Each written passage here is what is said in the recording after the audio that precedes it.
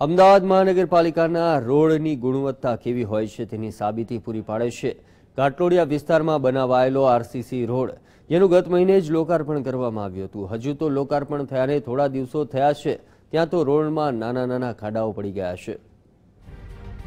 એકવાર બનાવાયેલા રોડને લાંબા ગાળા સુધી કંઈ ન થાય તે હેતુથી તંત્રએ શહેરમાં 3 જગ્યાએ આરસીસી રોડ બનાવ્યા છે, જેમાં પિરાણા, પકવાન અને ઘાટલોડિયા વિસ્તારનો સમાવેશ થાય છે. લગભગ 1.5 કિલોમીટર જેટલા લાંબા આ રોડ પાછળ તંત્રે ₹8 કરોડનો ખર્ચ કર્યો છે. જો કે હજુ તો ગત મહિને જ મુખ્યપ્રધાનના હસ્તે આ રોડનું લોકાર્પણ કરવામાં આવ્યું હતું, પરંતુ આટલા ટૂંકા સમયમાં જ રોડની હાલત બગડી ગઈ છે. રોડ પર ઠેર ઠેર નાના નાના ખાડાઓ જોવા મળી રહ્યા છે. ક્યાંક રોડ ઉપર નીચે છે તો ક્યાંક રોડના સળિયા જ બહાર આવી ગયા છે. આ રોડ બનાવ્યો પણ લેવાના બરાબર નથી, અને જે અમારા ખિલાડી ઊંચી હોય એટલે વસ્તી પડી જાય છે. ખિલાડી પગમાં આવવાથી વસ્તી પડી જાય છે. ગટર અમુક જગ્યાએ ગટરો ખુલ્લી છે, અમુક જગ્યાએ ગટરો અધર છે થોડી.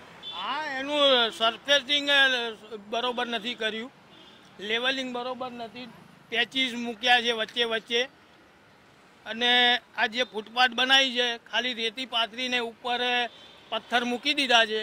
મહિના પછી વરસાદ આવશે એટલે ચોમાસામાં આ ફૂટપાથની શું દશા થશે એ દેખાઈ આવશે. માનનીય મુખ્યમંત્રીશ્રીના વિસ્તારમાં અને એ પણ પ્રભાત ચોકમાં આરસીસીનો જે રોડ બનાવવામાં આવ્યો હતો અને જેનું ઉદ્ઘાટન ગયા મહિને મુખ્યમંત્રીશ્રીના હસ્તે કરવામાં આવ્યો હતો, એ રોડની હાલત એવી છે કે ત્યાં સળિયા દેખાઈ રહ્યા છે.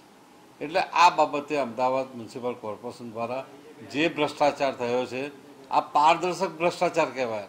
હવે હું માનું છું કે જેણે પણ બનાવ્યું હોય સૌ પહેલા તો એને બ્લેકલિસ્ટ કરવું જોઈએ. જો કે આ અંગે જવાબદાર અધિકારીને પૂછવામાં આવ્યું તો હર હંમેશની જેમ એક જ ઉત્તર મળ્યો કે જો કોન્ટ્રાક્ટરની ભૂલ જણાશે તો જરૂર કાર્યવાહી કરવામાં આવશે.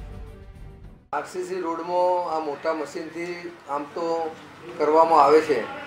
સોસાયટીના રોડોમાં પણ ક્યાંક ક્યાંક વાઇબ્રેશન એવું રહેતું હોય તો તિરાડોના પ્રશ્નો ઊભા થતા હોય છે. પણ આમાં જો મોટા તિરાડોનો એવો પ્રશ્ન છે તો કમિશનરશ્રીનું ધ્યાન દોરી કોન્ટ્રાક્ટરને જે પણ યોગ્ય કરવાનું છે એ કરવાનું કહીશું.